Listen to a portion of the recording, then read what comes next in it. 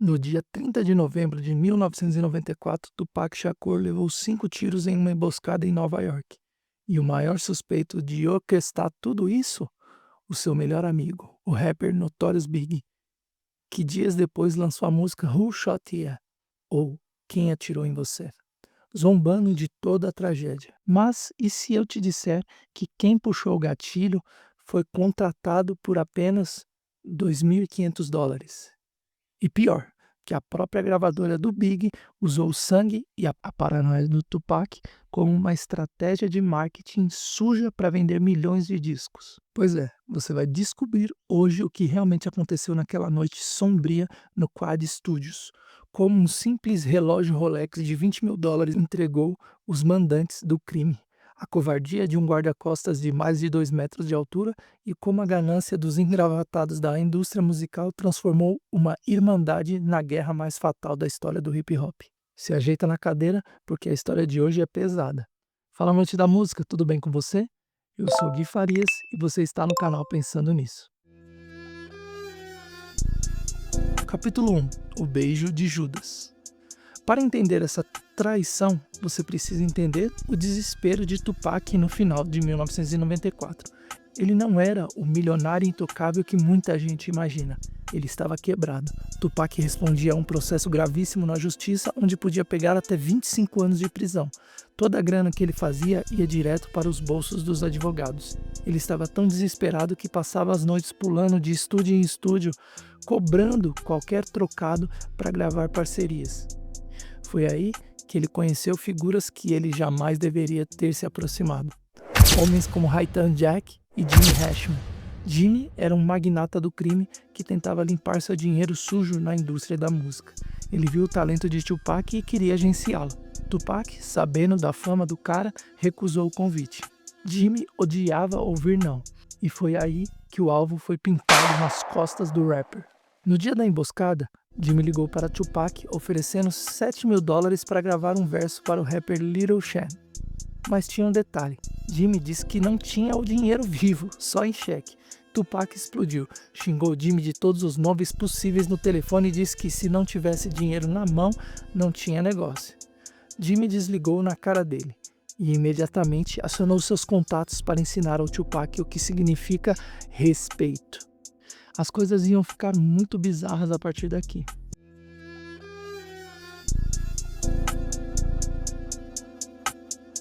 Capítulo 2. O elevador sangrento. Mesmo desconfiado, Tupac precisava da grana. Ele foi até o Quad Studios em Nova York. No saguão, ele viu uns caras vestidos com fardas do exército. Tupac achou estranho, mas relaxou por 2 motivos. Primeiro, o estúdio estava cheio de associados do Notorious Big.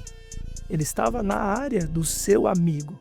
Segundo, Tupac estava acompanhado do seu braço direito, o rapper Strash, um gigante de mais de 2 metros de altura. O que poderia dar errado? Assim que Tupac apertou o botão do elevador, os caras de farda sacaram as armas. Ninguém se mexe, todo mundo no chão. Pela lógica das ruas, o cara maior e mais perigoso deveria ser o primeiro a reagir. Mas Strash, o gigante de 2 metros, se jogou no chão igual um saco de batata sem dar um pio. Tupac foi o único que continuou de pé. Ele tentou sacar a arma. Foi um massacre covarde. Tupac levou chutes, coronhadas e 5 tiros. Um na perna, um na mão, 2 de raspão na cabeça e um que atravessou a região da virilha. Os bandidos levaram $40.000 em joias dele e do seu empresário. Mas o que eles deixaram para trás é a chave de tudo. Os bandidos não tocaram no item mais caro que Tupac usava. Era um Rolex de diamante dado por Raitan Jack. Por que poupar a joia mais valiosa? Porque não era um assalto. Era um recado de Jimmy Hashman e Raitan Jack. Capítulo 3. O silêncio dos culpados. Tupac, sangrando abundantemente e se arrastando, conseguiu entrar no elevador e subir até o andar onde o estúdio funcionava. Quando as portas se abriram, a cena que ele viu o machucou mais do que as balas. Lá estavam Puff Daddy e Notorious Big. Segundo testemunha, eles olharam para o Tupac com olhos arregalados, paralisados. Ninguém correu para ajudar, ninguém chamou a ambulância de imediato. Apenas observaram. Na mente brilhante e paranoica de Tupac, as peças se encaixaram perfeitamente. Como bandidos armados entraram em um prédio cheio de seguranças da gravadora. Por que o Big não avisou que o clima estava estranho lá embaixo? Eles sabiam de tudo. Eles deixaram acontecer. No dia seguinte, numa cena que entraria para a história, Tupac apareceu no tribunal de cadeira de rodas, completamente enfaixado, apenas para ouvir o juiz condená-lo à prisão pelo caso de assédio. Sem dinheiro, baleado e atrás das grades, o homem estava no fundo do poço. Mas o golpe final, o tiro de misericórdia, ainda estava por vir, e viria em formato de música, escondendo um detalhe bizarro na batida que pouca gente percebeu até hoje.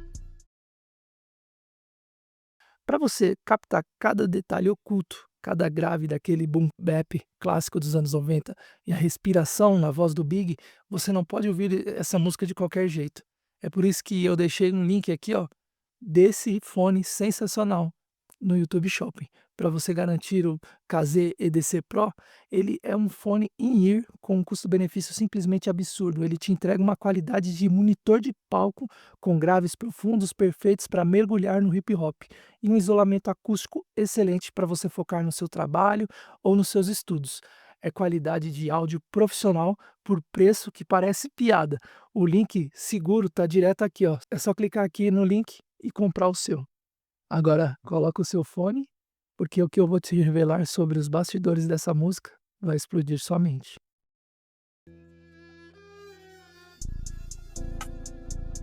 Capítulo 4. O tiro na alma. Apenas algumas semanas depois, enquanto Tupac apodrecia na cela, a gravadora Bad Boy lança a faixa Who Shot Ia, cantada por ninguém menos que o seu melhor amigo, Notorious Big.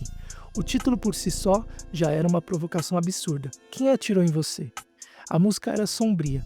Na letra, Big rima sobre emboscadas, sobre rir enquanto o inimigo sangra e diz a frase: o negão corajoso virou o negão da primeira página do jornal. Exatamente o que aconteceu com Tupac, que estampava todas as capas de revistas da época. Big sempre negou, dizia aos quatro ventos: estão dizendo que eu armei pro Tupac, isso é loucura. Essa música foi gravada meses antes do atentado. E sabe o que é pior? A base da música realmente tinha sido gravada antes, inicialmente pensada para a cantora Mary J. Blige. Porém, um executivo descartou o verso original e eles regravaram a música. Puff Daddy e Big adicionaram versos novos. Eles gritam 95 no fundo da música, provando que foi finalizado depois do atentado. E é aqui que entra o nosso grande inimigo em comum, a podridão da indústria da música. Capítulo 5. Peões no tabuleiro. Você acha que o Puff Daddy se importava com a dor do Tupac? Ou que ele tentou proteger o Big de uma retaliação? Anos depois, Kirk Burroughs, que foi ex-presidente da gravadora Bad Boy, confessou o impensável em uma entrevista. Nós soltamos Who Shot Ia logo após a prisão do Tupac de propósito para aproveitar o hype da mídia e inflamar as vendas do álbum do Big. Você tem noção da gravidade disso? Executivos engravatados sentados em escritórios com ar-condicionado brincando de Deus com a vida de jovens negros. Eles usaram o sangue de um homem baleado para gerar polêmica e vender discos de plástico. O próprio Kirk chegou a sorrir durante essa entrevista ao dizer que anos depois, a morte do próprio Notorious Big também foi benéfica financeiramente para a gravadora. Para a indústria, eles não eram artistas, eram apenas vacas leiteiras que rendiam ainda mais grana quando sangravam. Tupac percebeu que tinha sido usado como isca. Ele sobreviveu aos tiros físicos daquele dia 30 de novembro, mas Who Shot Ia foi o tiro na alma que destruiu por dentro. A amizade acabou, o amor virou ódio puro. Essa traição iniciou uma guerra mais letal do hip hop, que terminaria de forma trágica com a morte tanto de Tupac Shakur quanto de Notorious Big. A queda dessas duas lendas deixou um trono vazio no mundo do rap, um vácuo de poder que muitos tentaram ocupar, mas anos depois não foi um garoto do Brooklyn ou de Compton que assumiu esse lugar, foi um garoto branco de Detroit que pegou o microfone e chocou o mundo. E se você acha que o Eminem é só polêmica, você precisa ver esse vídeo que debato se o Eminem é o maior rap do mundo. Clica aqui e nos vemos lá.